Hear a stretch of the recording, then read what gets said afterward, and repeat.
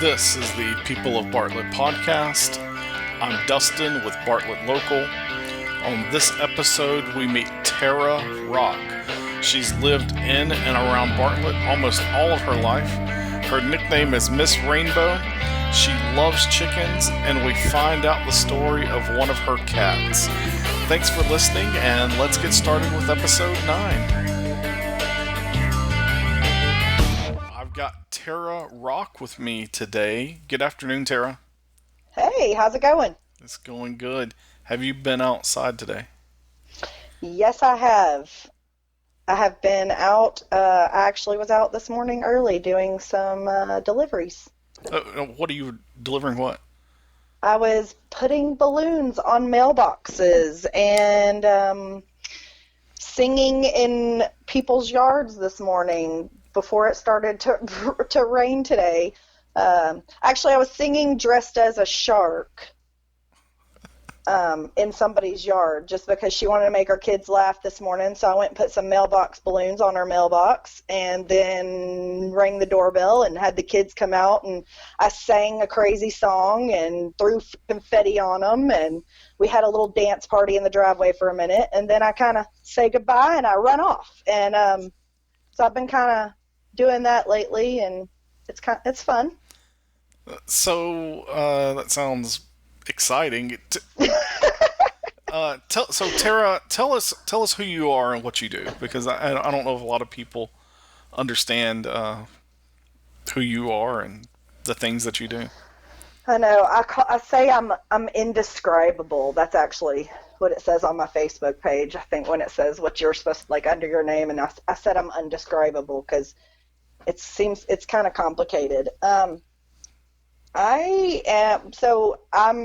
me. I'm Tara Rock. People know me around the community as Tara. I've gone to school out here most of my life, and so I've grown up with a lot of people in the community out here who already know me as Tara. But then they know me also as Miss Rainbow. So a lot of people, it depends on who it is, and I'll be walking through the store and they're like, "There's Miss Rainbow." But I've been doing clown work in Memphis. This is my 21st year. Easter this year was my 21st year doing that, where I do face painting and balloon animals and, just fun stuff for parties and events. And so I've been doing that a long time, and I call it a hobby that took on a life of its own. Okay, I like that description, a hobby that took on a life of its own. Yeah, I've never tried to make it really stressful. I've never really advertised much. I don't try to. I really go on word of mouth, and I've got clients that I've been doing their parties for they're years and years and years. And it's funny, I've run into parents even this past school year when we had the first, registration or the first open house or something, and there was a senior there with his mom, and she's like, "Oh my gosh, are you the clown lady?" And I was like, "Yes," because I was doing PTA at the school. And she said, "Oh my goodness," and she looks at her son and she says, "Oh my gosh, she did your birthday party when you were like 2 or 3, and she's like, do you not remember that?" And she's freaking out, and he's just looking at her like, no, Mom, I don't remember that. And I was like, "It's okay, dude, it's been a long time, okay?" But I've just kind of been around. I like doing a little mix of everything, and it's always been my business. I do what I want, and I'm always down for something silly and fun, and people kind of know that. I've always kind of just been silly with it, and the more stressful you make something, I feel like it takes some of the fun factor away. So that's why I never really looked to be a millionaire with it or any famous clown or anything. I just wanted to enjoy it. It makes people happy, and to me it's something simple. I didn't know I was a balloon whisperer until I started doing it. Okay. So you show up and you're doing this balloons and the dancing and everything. What is your day like as a entertainer? Well, lately I am getting up. I get up early, and I plug in my big air compressor in my living room, and I set out on the road and I go build balloons in my car, and I put them on mailboxes, and then I go knock on doors from people, send me to people's houses for birthdays and things like that. And sometimes just to say they love them or they miss them or thank you to a teacher. So I just kind of go and do a little of everything, and I put my shark suit on, and sometimes I bring my blow-up unicorn.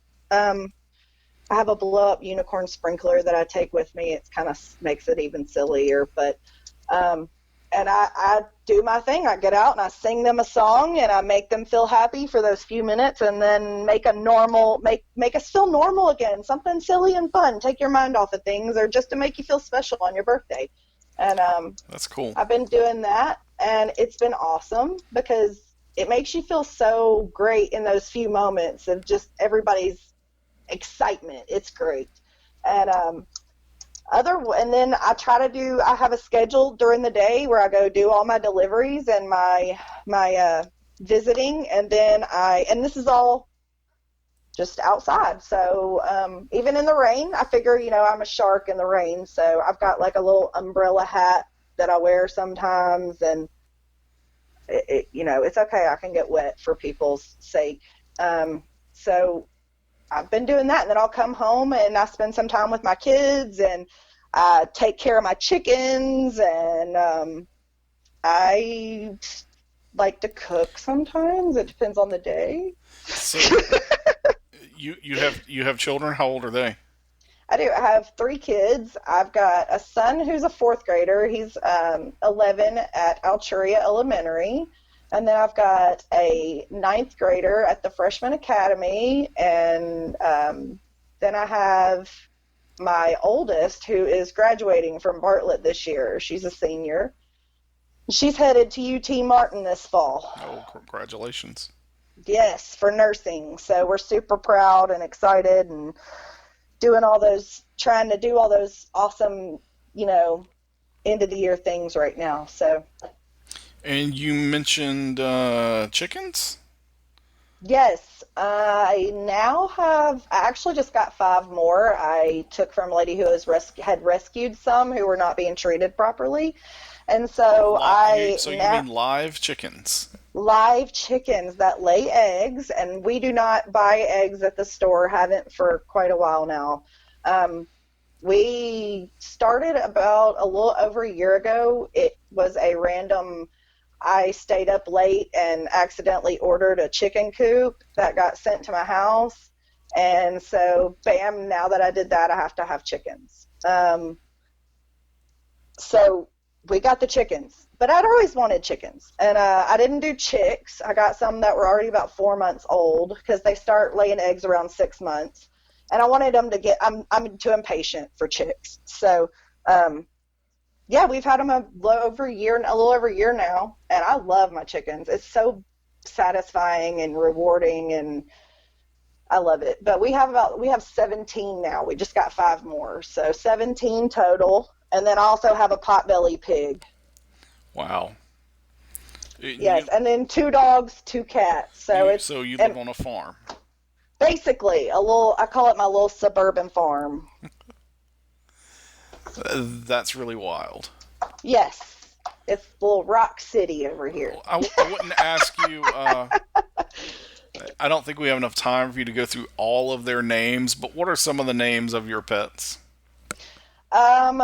So the pig is AJ, Abraham Jr., because we named him Abraham, not knowing his dad was already named Abraham. So then we had to make him a junior. So now we call him AJ. And I've got my dogs. I've got Brizzly, like Grizzly team, but with a B. And then she's a little Shih Tzu mix. And then I have an Australian German Shepherd that's named Brownie. And then some of the chickens' names are, and we have one of our cats who's actually made it onto the Nextdoor app a while back. She was born with a messed up back end and was unable to use her back legs. And a person that I got her from, they had rescued her. The mom cat threw her away in a dumpster. And somebody saw the cat get thrown away, and so they went and rescued her out of the dumpster. And the vet said she'd never walk. Well, she began to walk eventually, and she walks with this really funny, her whole back end just kind of flops around. And so somebody was driving down my street and thought that this cat had been run over or something was wrong with it. And they had posted on Nextdoor, and I had to go on there and be like, look, she loves being outside catching moles and stuff, so I can't keep her in, but she's fixed, she's fine, and she flops around. We call her Princess Floppy Bottom. That's a great name. Her original name was Gizmo, but Princess Floppy Bottom works better. So let's see. Some of the chickens we've got is a chicken nugget. I've got Cleopatra because she looks like a pharaoh. She's got a really pretty feathers around her neck. And my husband got crazy. He named one of them Agamemnon. So we named it Aggie. She's Aggie for short. Okay. Trying to think of something. Felicia. Felicia is our most personality one. She's a black sex-linked chicken. That's a type of chicken. And she will always peck at you. And she got attacked by a hawk, actually, and got a chunk ripped out of her. And I was able to save her and bring her back. And, so we always like, bye, Felicia, all the time. She'll just come up and peck you. Sounds like you've got a lot going on. So, I do. Tara, can you tell us about your connections to Bartlett and the community? I have been here forever. I was born here in Bartlett. I grew up on Rockledge, actually, over off of Vincent's. People will know that automatically. I went to Alturia, and I went to Elmore Park, and I went to Bartlett, and I graduated from there in 99. Shout out to all my class of 99 peeps. And I actually... Are you going to party like it's 1999? We did. We organized the class reunion last year. Coach Steinbrecher was our DJ because he was most of our teacher when we were in school there, so he was our DJ. But yeah, no, we had a blast. It was great because after we did, everybody's like, "Can we do this again next year?" And I was like, "Yo, it's supposed to be like 5 to 10 years, y'all." So you've been in Bartlett, I guess, your whole life. It sounds like. Yeah, pretty much. I mean, I've moved around over Memphis. My parents split up when I was in 5th grade at Alturia, and I kind of moved around for a few years around the city to places, but still kind of was close because my dad still lived out here in Bartlett, and I grew up out here, so I've never been able to get away. Do you have any? My husband was here. We've known each other. My husband was my best friend in high school, my best guy friend. And we were friends for 4 years before we started dating, and then as soon as high school was out, we kind of got together, and 20 years later this year, we're still been married. This is our 20th wedding anniversary in September, so. I love hearing that. Do you have any favorite hangouts in Bartlett? If you were off one day, where might someone find you? Oh, my goodness. Trying to think on that one. Generally, you'll see me just driving. I'm always driving. Everybody says that.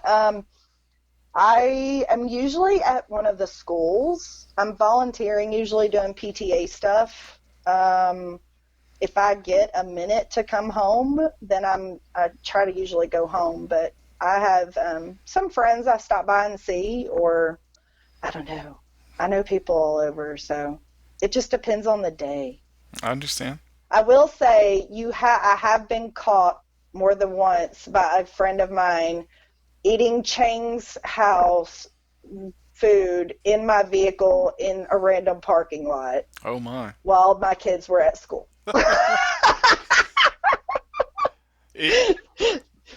Do you have any favorite restaurants in Bartlett? Oh yeah, I have some food allergies, and so I've eaten Chang's my whole life since I was a little girl. They've been open that long, and we always would get food from there, and so I have always eaten there. It's just something that's kind of a part of my life that even if it wasn't that wonderful anymore, I still would have to have it because it's just a part of me.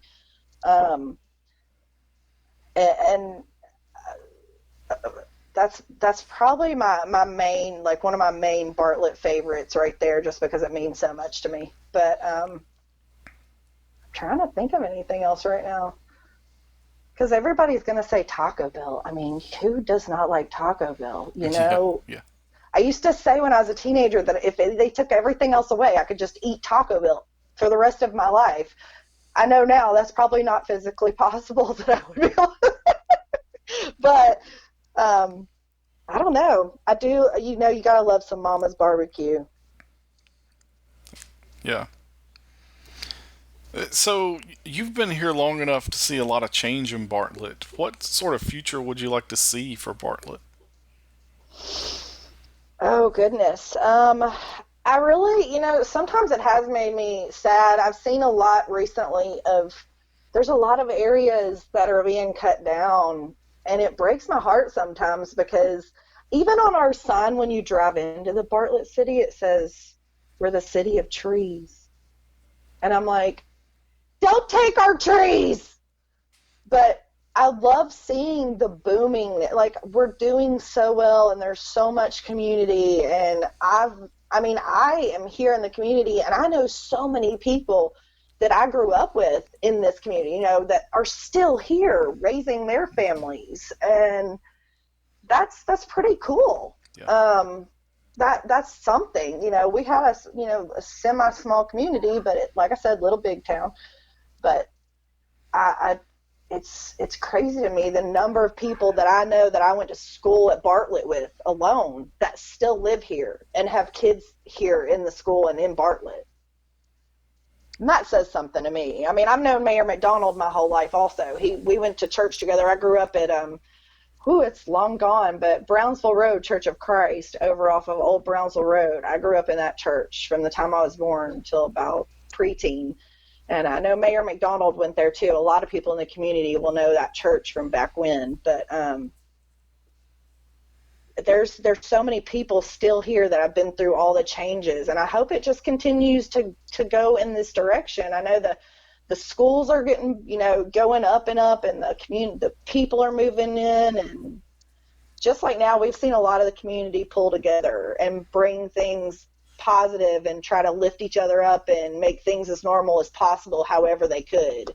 And I love that. That's part of what we do like about Bartlett.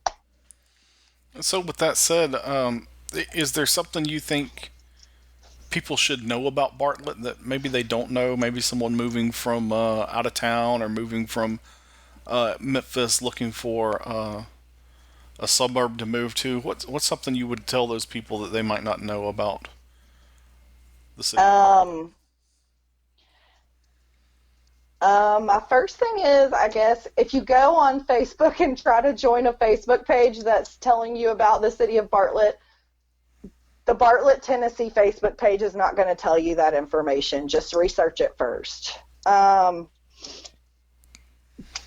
Just go and ask. You know, I would say reach out into the community and find people, you know, talk to different people through social media in different ways, not just one outlet. And just, you know, ask people that are actually in the community, see how they feel about it. But anywhere you go in Bartlett, you're going to find a good school for your kids to be in. And I don't know what else to say about it. I mean, you're going to find that you're going to be able to find something that's going to work for what you're looking for. I guess that's how I can say it. All right, cool. It's not easy because, yes, it's hard to get a hold of stuff now. People are wanting to buy so much. I know the housing market is really tough, but yeah. I think depending on what you're wanting, you just kind of look throughout Bartlett, and it's just so different in different areas. It's kind of just a little something for everybody. So I'm curious to know, how did you get started as an entertainer, as a profession? I mean, being a clown isn't something people usually do. I know. It's funny. My husband says people don't get it when he tells them, they'll be like, so what does your wife do? And he's like, she's a professional clown. And when I fill out paperwork at the doctor's office, they're like, I put professional clown, and they have to question me on it. So I'm like, he says, you know, yes, no, she's like an actual clown. Like, she dresses up and stuff. So I used to work, this is kind of funny, I used to work at Bartlett Cleaners back in the day. That was on Stage Road. It's actually the building where the Bartlett Funeral Home just got out of. But I used to work there, and the lady that I worked for had a referral group that she went to luncheons for. And sometimes she wouldn't be able to go, so she would send me. And in that referral group was a lady who had a clown business. And I believe she's still around in the city, Miss Patches. And I met her, and I was like, gosh, it seems so fun. You go and do parties, and you play with kids, and you face paint and do balloons and stuff. That just sounds like so much fun. And she was like, yeah, it really is. If you were ever interested in going out with me, let me know. And I was like, okay. Because I was like, gosh, 18, 19, I had just gotten out of school, so I'm probably 19. And I was like, sure, I'll go out and do that. And so we got together, and she started kind of taking me out on some jobs with her, and I didn't do it enough. And as time went by, I wanted to kind of do more and more. So I just asked her, would you mind? Now, she taught me so much. I'm so blessed to have met her and known her, and her teach me everything that she did. It's kind of funny. My mom was actually a clown when I was young. I didn't, not full on, but I also had an aunt and a cousin who did clown work in Texas too. So I kind of laugh and say I was probably destined to end up doing this. It's in your DNA, I guess. It's in my blood. But anyways, so when I started doing it, I was like, I loved it. It was so much fun, and to go and make kids happy and just to get to play with them. I had always loved babysitting, and I mean, when I was young, I started a babysitters club with my girlfriends in my neighborhood. Like I always loved being around kids, and I'm a big kid myself, so I just hone that in and get to use it because I feel like it's good for your soul. If you keep a big hold, hopefully, of that inner child, it helps your soul, So eventually I said, do you mind if I go out and do my own, give out my own business cards and do my own jobs sometimes? She said, that's fine, as long as you don't, do it at my jobs. And I agreed. I was like, oh, of course not. That wouldn't be right. So I never did. And I kind of just built up slowly clients here and there and did more and more work, and by word of mouth, just because I feel like if you love what you do, it shows in your work. And I really do love what I do. I love it. I enjoy it. I feed off of it. It's kind of like you get done and you're on this high, and there's some days where I have to spend all day long being Miss Rainbow. And it's like a personality change. I've been all up here feeding on energy and, kid energy. Woo! Make your head spin. So at a certain point of the day, if I've done Miss Rainbow all day long and event after event, then I come home and I crash. And some days I'll even cry. It's like you've come down off of this energetic high of adrenaline and happiness, and just it can be a wild ride sometimes, but it's fun, and you never know what you're going to get. I never know where I'll end up sometimes. I've been in every area of the city in different places that I may not have normally ever seen before or gone to. What was one of the largest challenges you faced early on is when you were offering this as a service? I would say trying to do this and have a family. I remember having, at a period of time, my husband and I got married at 19. And my daughter was born when we were 21, bought our first house at 21. I mean, we started early. But we had known each other a long time, and kind of were both the older in the family, older sibling, and kind of just, it happened. But we started having kids, and that was a challenge, was trying to balance being able to still go out and do jobs when people wanted me to work, and be able to still be at home and be a mom and be involved with my kids. And that's still a challenge now. I feel like even more now than it was back then. They're not babies anymore, and I've always been highly involved in school stuff with them, as far as pretty much everything. So it's just what I always want to do. My mom, when I was a little girl, I remember her helping with the stuff at the school and doing PTA, and helping make costumes for the parade float and this and that. And I remember just being like, I want to do that. I want to be a PTA mom. I want to help, and I want to have my kids here. And I remember that as a little girl, being like, I want my kids to go to Alturia, and I want to be a mom that helps with the parade float. And I've gotten to do those things. I'm so blessed at this point that I have gotten to do those things that I, as a child, was like, kid goal. And I marked that off my bucket list. So what kind of sacrifices did you have to make to balance everything?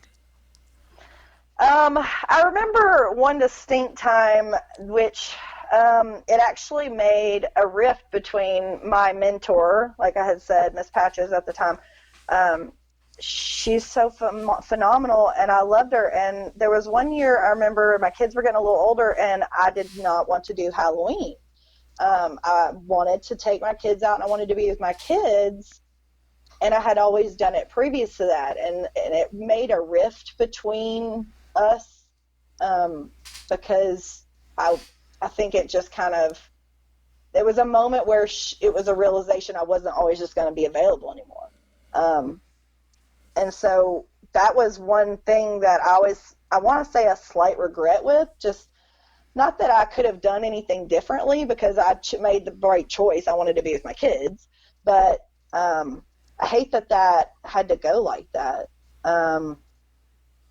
It's just sometimes making those decisions as, do I go and do I stay and make my family happy, or do I go and make a whole lot of other people happy? Right.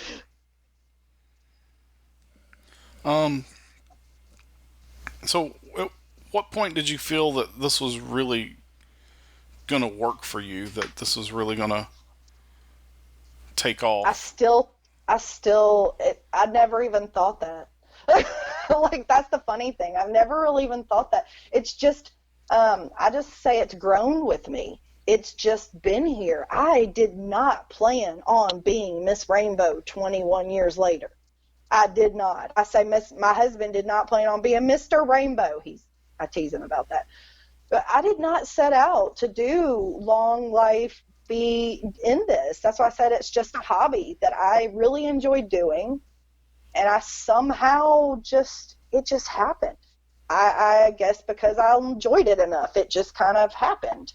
And it just keeps going. I don't really advertise much. People sometimes want to have me do things and trade for advertising, and I'm not usually really all into that, because for me, if it gets too crazy, then it's not going to be as fun anymore. It's just too demanding. There has to be a balance, I feel like, because it does drain you to some extent. How has it, how is learning the balance and learning to, I guess you have to say no sometimes to keep the lifestyle that you want. So how have you changed? That's hard. Right. I'm not a no person. I've had to learn how to say no. I get fussed at all the time by my husband and by, friends saying, you don't have to say yes to everything. And my motto has been, feel free to ask. I've always told people, feel free to ask me anything. You can come ask me anything. Just remember that I reserve the right to say no, because I've got to learn that. I'm not good with that. I will give you the shirt off my back. I will put people ahead of myself, and all the time. Sometimes I have to step back and realize that I can't do it all. I respect that. Yeah, there has to be at some point. I guess it's more in the last few years because I'm not a spring chicken anymore. I'm not. I know everybody. I say I'm like a bumblebee on crack. I'm going like 1,000 miles an hour all the time. And there are those times where I have to force myself to just stop, because at some point I know I'm going to end up hurting myself or getting sick or something. So I've learned now that's kind of sometimes I've got to just learn to live with the guilt that I said no and I couldn't do something and accept it. And most of the time people understand that. It's more me beating up on myself. It's me. You know, I really want to come through for everybody. I don't like people. I don't like disappointment. I'm like a sponge. I soak in bad, negative, and I feel bad. So I try to fix things all the time for people and any way I can. You can't pour from an empty glass, as they say. Exactly. So I'm still working on that. Still working on it every day. I get text messages like I sit down each night and I set out my schedule for the next day of driving and deliveries where I've got to go to try to make a good route. Because I've been going all over. So it's been kind of hard because I'll have a schedule set and I have people that'll message me and say, hey, somebody's birthday is today and I just realized it. Do you think you could go do this for me? And it's so hard for me to not be like, yes. And I usually, if I can work it in any way, shape, or form and it's already in my route, then yes, I will go ahead and go do it. But I've had to learn where I'll tell people, I'm going to give it my best shot. I can't promise anything, but I will try. And there's been a few times I haven't been able to do it. And I had to tell them, I'm sorry. I'm so sorry, but I just could not pull it off. And they've been understanding so far, but, I come home and I'll shed a couple tears just out of my feeling of I let somebody down. Yeah. I don't like that. I respect that. But I also some days to me lately, I can't spend, like it's funny, everybody's been quarantined in their houses and I'm not in anybody's houses, but I'm not running around all day long. If I didn't limit myself right now, I would be. And I feel like it's not fair to my family, so I try to go and spend a certain amount of their day doing those things that are making everybody else happy and do the deliveries. And then I try to be home for the rest of the day doing things at home and be here with them and the family and whatnot. So you got to learn to, I guess, it's learning to balance it, like always. Yeah. I know I struggle with that. I work a lot. And being present, you know what I'm saying? It's so hard because even when I'm there, my phone's constantly going off, or like I'm getting messages every few minutes lately. I cannot, if I set my phone down, and I've had to actually, I'll come home and I will set my phone down and not pick it up and not have the ringer on and just walk away, go play in the garden, go outside, mess with my garden, go sit out with the chickens, do something away from my phone to disconnect for a little while, because I'm still not present when I'm here, and so it's kind of hard. Yeah, my phone stays on silent. I don't answer calls. Mine too. My husband gets so mad. Yep. I never answer calls. I'm not me either. I'm that person that's like, it's so horrible now too, because business-wise, I try, I am that. It's also because I have so much going on. It's more of a memory thing. Like if somebody texts me and goes, hey, I need you, it's so funny because I'm like, okay, what do you need me to do? Do you need me to clean? Do you need me to bring you some eggs? Do you need me to do some balloons? Do you need me to do some singing? What do you need from me? There's a list. Like, pick something from the menu, please. That's funny. But my phone, that's, if I don't have it in my phone, like through messages that are saved and text, then I need to be able to go back and look at it and know what you and I talked about, because I don't think that people realize that I might have had a conversation with you today about your event, but I've also had probably 10 more today with other people, and they can get mixed up. So between my normal text messages and then my page manager from Facebook, I have messages on a constant basis. So I try really hard to figure out times where I can sit down and mess with those, and it can be challenging, but that's what life's about. So we're going to move over to the quick fire questions now. Okay. These are always a lot of fun. Hopefully they'll answers. They should be pretty brief, so we can jump from one to the other pretty quickly Okay. and have some fun. Um, are you nervous? A little. What's one thing you've always wanted to do? Oh, what was the thing I want to do? I'm sitting here. Now you've made me go blank. Let's see. Thing I always wanted to do. I want to own a horse. I know I already have a zoo, but one of these days I'm going to have a horse. I promise. It's in my hashtag bucket list goals, whatnot. What is your favorite Halloween costume? Mine personally or someone else's? Yours. In my family. Yours. Mine? Oh, goodness. I don't usually wear a lot of Halloween costumes because I'm usually dressed up as a clown. I will say one year my husband and I both dressed up as Homer Simpson and Marge. Oh, that's fun. I have a big blue beehive that I wear for different things. So, yeah, we dressed up as Homer and Marge. Answer this question. Would you rather ask for permission or ask for forgiveness?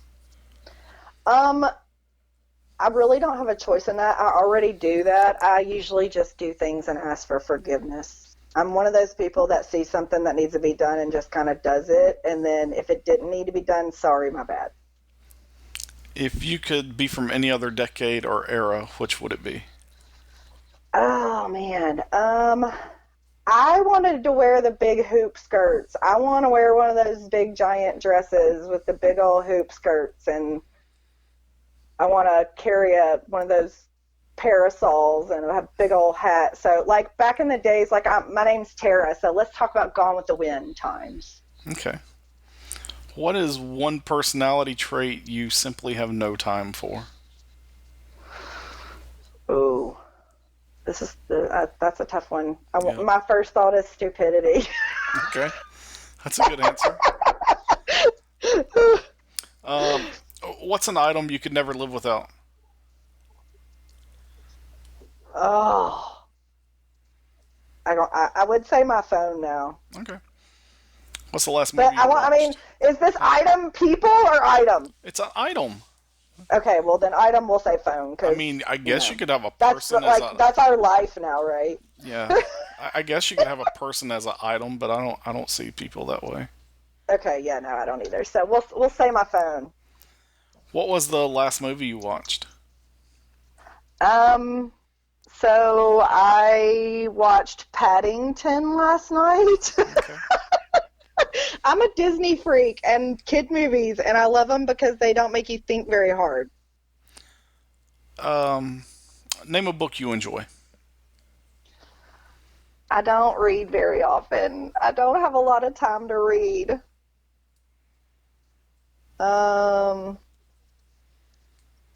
I guess my most recent favorite book I just got is I'm learning how to grow hydroponics.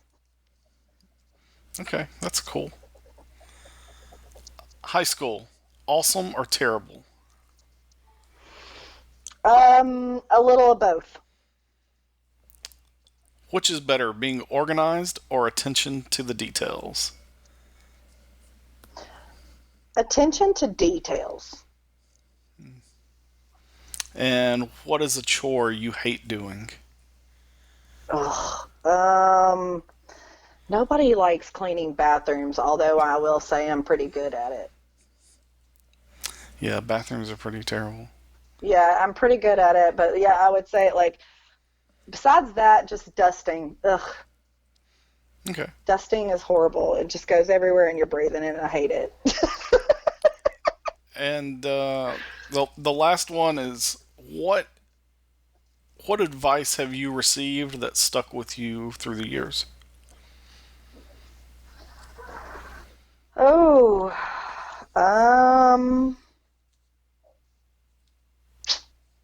I can't really think of any. I don't know. That's a hard one. That is a hard one. That's a really hard one.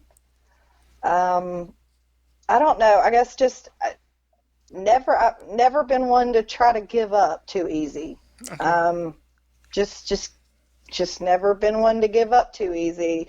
I'm usually trying to find a way somehow to do something or fix it or make something happen no matter what's going on. So I just say just not giving up.